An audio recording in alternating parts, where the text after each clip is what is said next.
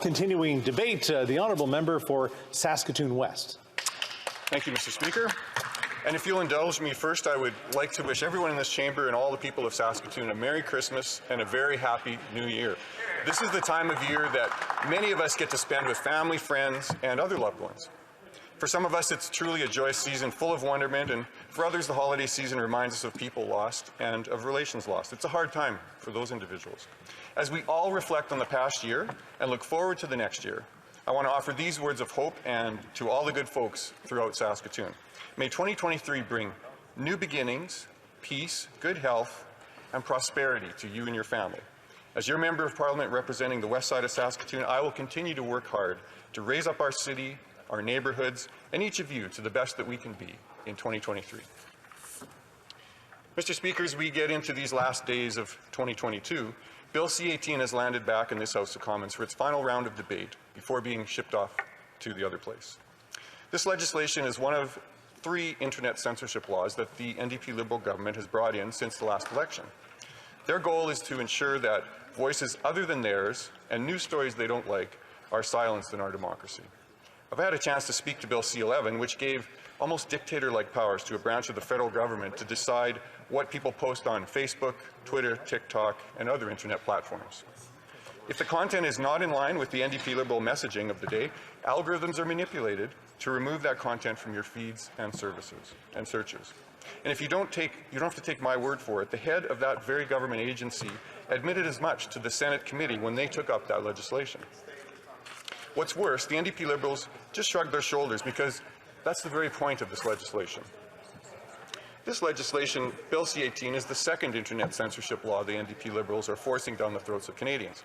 Simply put, this law will force Facebook, Google, and other internet companies to prioritize CBC and other government-approved news outlets on your feed over the smaller alternative news media platforms that may be more critical of the NDP-Liberal view of the world. The third piece of legislation currently before this Parliament is Bill C-27, which I hope to address in the new year. That legislation is the so-called digital privacy legislation, which is a laughable topic from the NDP-Liberal government, who tracked millions of Canadians' cell phones during the pandemic without their consent, and has been responsible for the personal data of hundreds of thousands of Canadians ending up on the dark web. The truth is that the internet and social media are integrated parts of our lives today. Until now, they've been unfettered part of our lives. Canadians use social media platforms to access and share a variety of different news and information among colleagues, friends, and family. Canadians I talk to are very worried that these 3 laws will limit their ability to have open conversations online. Mr. Speaker, for legislation that is supposedly about promoting online news, the NDP-Liberals and their allies in the CBC and traditional media have been spreading a lot of misinformation about it. This current government wants to have Bill C-18 so they can use algorithms to keep information they don't like from your feeds and internet searches.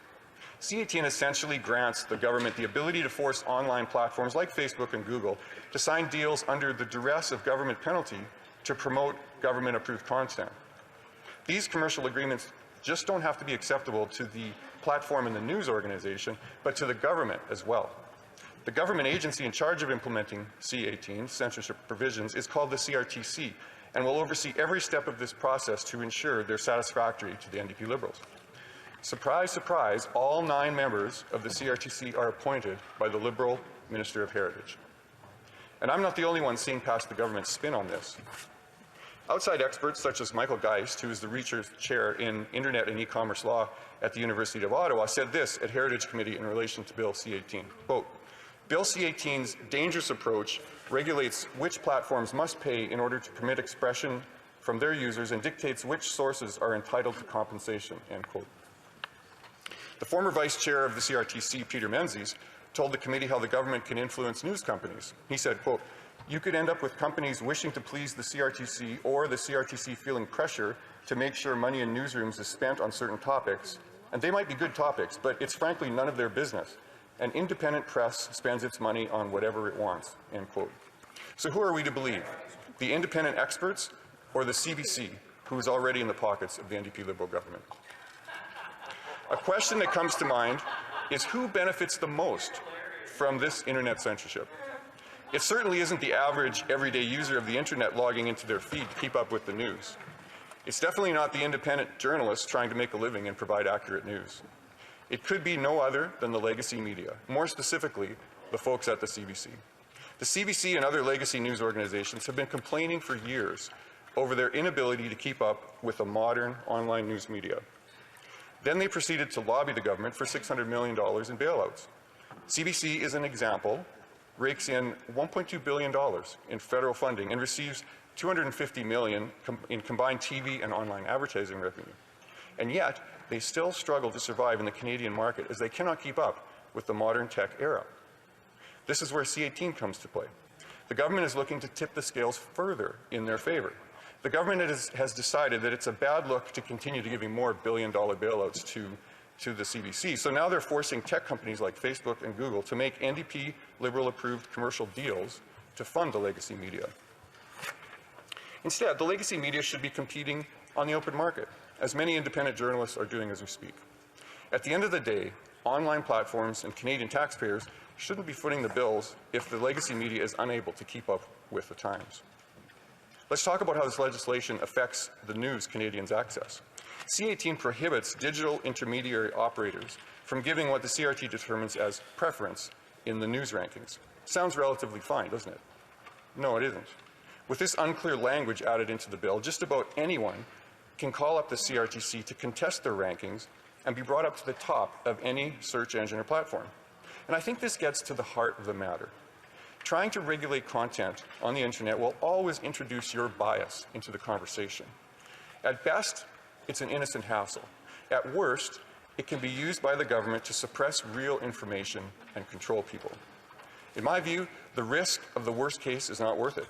As they say, the juice isn't worth the squeeze. Let's talk about Google, Facebook, TikTok, Twitter, and the internet in general, Mr. Speaker. First, let me say, Elon Musk's recent purchase of Twitter has shaken up Silicon Valley and the status quo in big tech quite a bit, and perhaps breathed some fresh air into what was becoming a stale industry. His commitment to free speech and his willingness to stand up to the powers that be show how big tech can directly influence elections or stay neutral, as they should. Of course, in Canada, this legislation has the potential to tip the scales towards the NDP-Liberals during elections. Big tech recognizes that, and they don't want to be the tools of censorship in Canada or anywhere else. Last spring, I met the executives of Google, and it was an eye-opening experience, let me tell you, because they're concerned. They worry that C-18 doesn't have the tools to provide relief to smaller news outlets. After all, it wasn't the small independent news outlets who wanted this in the first place. It was the large media networks who lobbied for this to get it done, and who are now foaming at the mouth to get this legislation rammed through Parliament. But don't kid yourself. Google isn't just afraid for their bottom line. They're a multi-billion-dollar business, and they will absorb the costs associated with this legislation. Their real fear is about freedom of speech on the internet. They may run a worldwide organization, but the Silicon Valley boys are still hackers at heart, living out of their mother's basements, playing Halo, sharing on Twitch, and posting on Reddit. Google is concerned the government is making it more difficult for Canadians to access quality information. I also met with Amazon World Services in the summer, and we talked about a variety of issues related to this legislation. I can tell you that Google and Amazon don't just meet random opposition members from Saskatoon unless they have real concerns about where this country is going. It's Canadians that are best to judge what content they want to consume, not some government bureaucrats. We've seen Canadian content creators thrive in an open and competitive market, one being Hitesh Sharma, a Punjabi hip-hop artist from Saskatchewan who built up a large following on TikTok and later made it to the Junos. He didn't need the CRTC to give him a path to fame. It's very important that we allow our creators, whether they be influencers or the media, to flourish against the top creators in the world. That's not to say we shouldn't support our local media when we can, but to recognize the talent that we already have, all of which have succeeded without the involvement of big government interference. But with C-18, local Canadian content creators could be squeezed out of your newsfeed and replaced with the CBC. And I guess that's fine if you're one of the few people who tune into the CBC on a regular basis. But for most people, especially younger people, the desire is for free and open internet where you can search for whatever you want, free of interference by government or anyone else. And that's what Canadians want. Questions and comments? Question commentaire. The Honourable Parliamentary Secretary to the Government House Leader. Yes, thank you, Mr. Speaker. I suspect that there would be widespread support in recognizing that whether it's Google, YouTube, or Facebook, and Facebook really dominates the social media industry, that there would be support in recognizing that these giants that really get billions of dollars every year of revenue, and a lot of their sourcing comes from news agencies that are finding it difficult, that there is a sense of unfairness there. And this legislation is ensuring that there is a higher sense of fairness. So it's not the creators, the news agencies that are creating reporting on the news, and that content then being utilized from these giants, and they're not paying anything for it. Does the member or does the Conservative Party believe that Google and the Facebooks and these giant conglomerates have a responsibility to pay for some of this creative the journalism that we're seeing in our communities? Well, member for Saskatoon West. Thank you, Mr. Speaker, and I thank you, member, for the question. Providing funding to all organizations, big or small, is a laudable goal, and it's something that I think we need to work on. But that's not what I see here. What I see in this legislation is too much risk that the government has inserted itself into this process at the risk of being able to essentially contaminate the well, as they say. There is too much ability here for a government, and frankly any future government, to be able to manipulate things, to coerce through very subtle means or through very direct means. And that is the concern that I have with here. I don't think this is the right approach. Questions and comments? Question commentaire. L'honorable député de Trois-Rivières. The Honourable Member for Trois-Rivières. Thank you, Mr. Speaker. I agree with my colleague that the CRTC is an institution from the 20th century that is not ready for today, but I do not share his obsession with Radio-Canada. But I think that there is a real imbalance in the market between Davids and Goliaths, and I think that is leading to a flattening of our culture. And it means that only one form of media is dominant. Does my colleague recognize the imbalance? And can he tell me what he thinks should be done to mitigate that? Saskatoon West. Thank you, Mr. Speaker, and I thank my colleague for his question as well.